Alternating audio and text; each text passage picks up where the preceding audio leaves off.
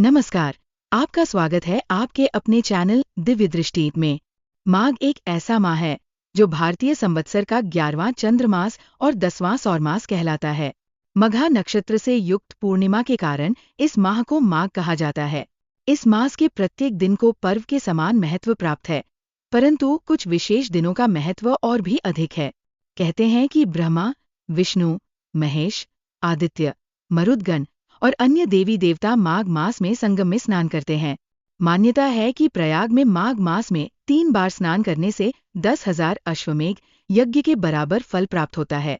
पूरे महीने माघ स्नान करने वालों पर भगवान विष्णु प्रसन्न होते हैं और उन्हें सुख, सौभाग्य, धन, संतान और मोक्ष प्रदान करते हैं। शास्त्रों में कहा गया है कि यदि सकाम भाव से माघ स्नान किया जाए तो मनोवांछित फल की प्राप्ति होती है और निष्काम भाव से स्नान करने पर यह मोक्ष प्रदान करने वाला होता है। ये भी मान्यता है कि माघ मास में प्रयागराज में अनेक तीर्थों का संगम होता है। जो लोग प्रयाग या अन्य पवित्र नदियों में भक्ति भाव से स्नान करते हैं, वे अनेक पापों और कष्टों से मुक्त होकर स्वर्गलोक में स्थान पाते हैं। माघ मास के पहला अध्याय का श्रवण करते हैं।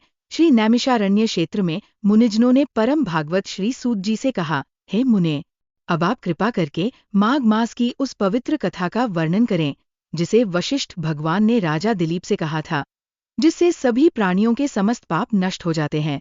हे देव, कृपा करके आप माघ मास के संपूर्ण इतिहास का भी वर्णन करें। सूत जी बोले, हे मुनिजनों, तुम धन्य हो। भगवान श्री कृष्ण की भक्ति में लीन तुम्हारा मन देखकर मैं अत्यंत प्रसन्न हूँ। अब मैं तुम्हें समस्त पापों का नाश करने वाले परम पवित्र माघ मास का महात्म्य सुनाता हूँ। ध्यानपूर्वक सुनो। एक दिन माता पार्वती जी ने भगवान शंकर से पूछा, हे महादेव जी, आप समस्त धर्मों के ज्ञाता है, कृपा करके मुझे माघ मास का महात्म्य, व्रत, विधि, पूजन और उसका इतिहास बताइए। पार्वती के इन वचनों को सुनकर भगवान महादेव अति प्रसन्न होकर बोले, हे प्रिय, तुम इस मनोहर वृतांत को सुनो। एक समय महाराज दिलीप ने एक महान यज्ञ किया। ऋषिजनों ने प्रसन्न होकर राजा को आशीर्वाद दिया। नगरवासियों ने श्रद्धा से राजा का पूजन किया। तब वह प्रसन्नचित्त राजा अपनी सेना सहित वन में मृग का शिकार खेलने गए। समस्त अस्त्र शस्त्रों से युक्त महाराज दिलीप कवच धारण किए हुए, हाथ में धनुष बाण लिए वन में शिकार खोजने लगे। उनके पैदल सिपाही भी मनोहर जंगल में विचरण करने लगे। शिकारियों का दल देखकर वन के सभी जीव शांत होकर अपनी गुफाओं में चले गए। हलचल सुनकर मृग भागने लगे। राजा ने उन्हें अपने बाणों से निशाना बनाया। पक्षी एक वृक्ष से दूसरे वृक्ष पर उड़ने लगे और अपने को छिपाने के लिए स्थान खोजने लगे। सियार चिल्लाने लगे और वृक्षों की खोह में छिपे उल्लू चीखने लगे। वन का शांत प्रदेश, जहाँ घने वृक्ष थे, फूलों की सुगंध महक रही थी। भौंरे गुंजार कर रहे थे। दूध से भरे थनों वाली गायें घूम रही थीं। सर्पों के बिलों से कैंचुली आधी बाहर निकली पड़ी थी। अजगर वृक्षों की शाखाओं पर लिपटे हुए थे। पत्थरों के आपस में टकराने से अग्नि की चिंगारियां छिटक रही थीं। बाघ दहाड़ रहे थे और शिकारी कुत्ते खरगोश के पीछे दौड़ रहे थे। इस प्रकार राजा दिलीप वन में शिकार करते, रात होने पर विश्राम करते और फिर आगे बढ़ जाते थे। इसी प्रकार शिकार करते हुए जब राजा वन में विचरण कर रहे थे तो सेवकों के मचाए हुए शोर को सुनकर एक मृग जंगल से बाहर निकला और इधर-उधर चौकड़ी भरने लगा। तब राजा ने उसका पीछा किया। मृग लंबी लंबी छलांगे लगाते हुए टेढ़े-मेढ़े रास्तों से, कांटेदार झाड़ियों और वृक्षों के बीच से होकर कई झरने पार करता हुआ भयानक जंगल में घुस गया। मृग का पीछा करते हुए राजा दिलीप उस स्थान पर पहुंचे जहां वह मृग दृष्टि से ओझल हो गया। राजा घबरा गए क्योंकि वे बहुत थक चुके थे और प्यास से व्याकुल हो रहे थे। राजा और उनके साथी थकान से चूर थे। उनके घोड़े पसीने से लथपथ हो चुके थे। दोपहर का समय हो गया था और सभी प्यास से व्याकुल थे।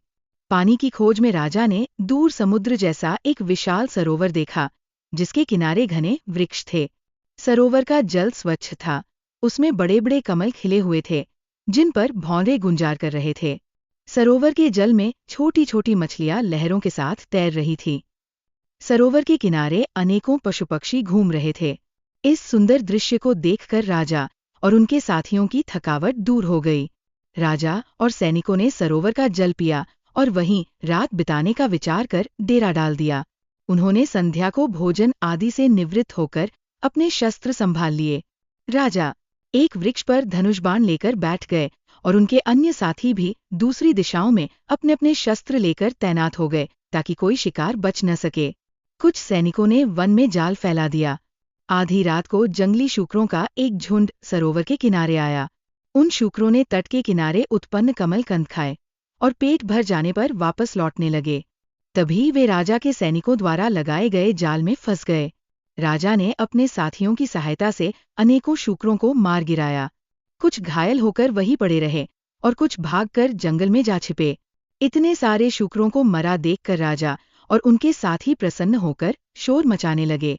सबको साथ लेकर राजा सरोवर के किनारे से चल दिए और अपने राज्य लौटने का निश्चय किया। जैसे ही राजा नगर की ओर बढ़े, उन्होंने देखा कि सामने से शंख चक्र चिन्हों से सुशोभित, कृश शरीर, कोमल वल्कल पहने एक तपस्वी सरोवर की ओर चले आ रहे हैं। राजा ने नम्रतापूर्वक उन्हें प्रणाम किया और मार्ग छोड़ दिया। ऋषि ने राजा को पहचानकर कहा, हे राजन, प्रातः होने को है। माघ मास की इस पुण्य बेला में सरोवर का स्नान त्याग कर तुम कहाँ जा रहे हो? माघ महात्म्य के दूसरा अध्याय का श्रवण करते हैं। सूत जी बोले, हे मुनिजनों। उस तपस्वी के वचनों को सुनकर राजा ने विनम्र भाव से कहा, हे विप्र, मैं माघ मास के स्नान के फल को नहीं जानता हूँ।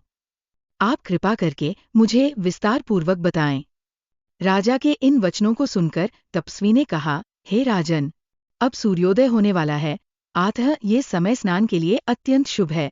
यदि कथा प्रसंग में समय नष्ट हो गया तो तुम्हारा यह एक शुभ अवसर हाथ से निकल जाएगा।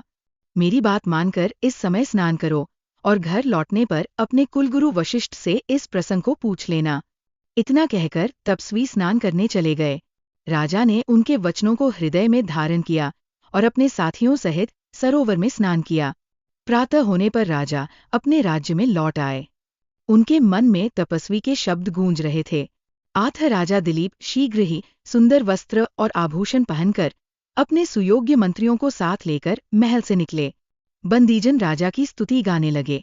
राजा योग्य उपहार लेकर गुरु वशिष्ठ के आश्रम की ओर चले। वहां पहुंचकर उन्होंने श्रद्धापूर्वक गुरु को नमस्कार किया और साष्टांग प्रणाम किया। वशिष्ठ जी ने राजा का यथोचित सत्कार कर आशीर्वाद दिया और उनकी कुशल पूछी।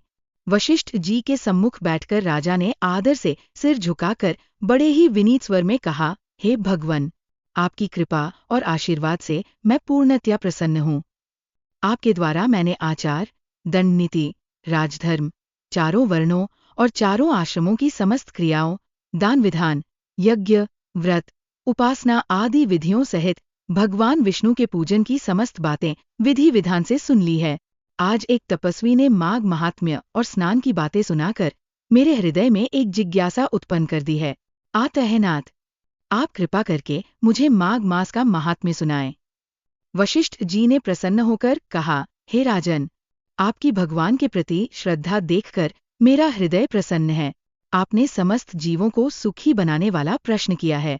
माघ मास परम पवित्र मास है। जो मनुष्य गौ, पृथ्वी, तिल, वस्त्र, स्वर्ण, अन्न आदि उत्तम दानों को किए बिना ही स्वर्ग जाने की इच्छा करता है, वह इस माघ मास में स्नान करके स्वर्ग प्राप्त कर सकता है। माघ मास में स्नान द्वारा प्राणी सीधा बैकुंठ को जाता है। जो व्यक्ति त्रिरात्रि तक कृच्छ, चंद्रायन और पराग व्रत के द्वारा अपना शरीर नहीं सुखाना चाहते परंतु मन में स्वर्ग जाने की इच्छा रखते हैं, उन्हें माघ मास में स्नान करना चाहिए। बैसाख मास में होम और दान, कार्तिक मास में तप और पूजन होते हैं, परंतु माघ मास में स्नान करने से विशेष प्रभाव होता है। जो प्राणी बिना यज्ञ, दान, होम किए यदि स्वर्ग जाने की इच्छा करे तो उसे माघ मास में नदी, सरोवर आदि में सूर्योदय से पूर्व स्नान करना चाहिए। माघ स्नान का फल कामधेनु के समान है।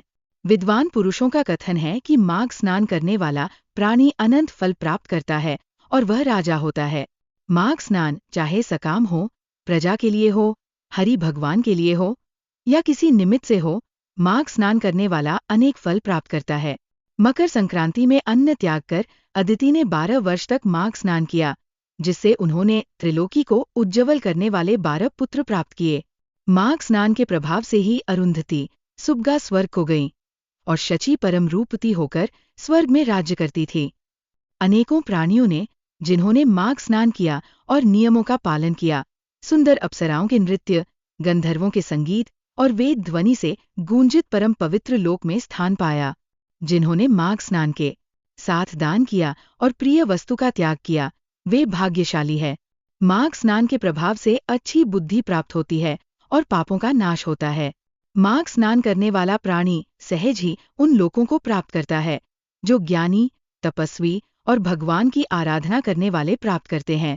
दान के द्वारा स्वर्ग प्राप्त करने वाले प्राणी पुण्य क्षीण होने पर पुनः लौट आते हैं, परंतु माघ स्नान करने वाले कभी नहीं लौटते। वे सदैव बैकुंठ में वास करते हैं। माघ स्नान करने वाले प्राणी यदि दूध देने वाली गाय का दान करता है तो वह उतने वर्षों तक स्वर्ग में निवास करता है जितने गाय के शरीर में रोम होते हैं। जो प्राणी माघ स्नान के पश्चात गुड़ और तिल का दान करता है, उसके सभी पाप नष्ट हो जाते हैं।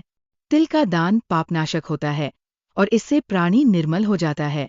जो मनुष्य माघ स्नान करके ब्राह्मणों को जूता और कमंडल दान देता है और भोजन कराता है, वह मोक्ष प्राप्त करता है।